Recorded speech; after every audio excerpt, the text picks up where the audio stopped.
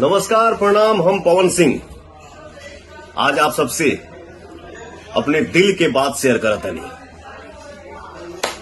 कौन कहता है आसमान में सुराख नहीं हो सकता।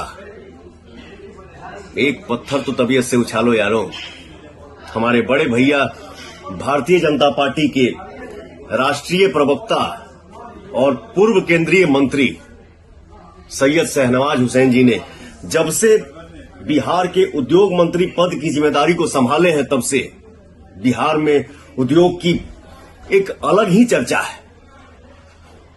बिहार में बड़े बड़े उद्योग लग रहे हैं। बिहार के बारे में निवेशकों की राय बदली है, तो मेरी पूरी शुभकामनाएं भैया के साथ है।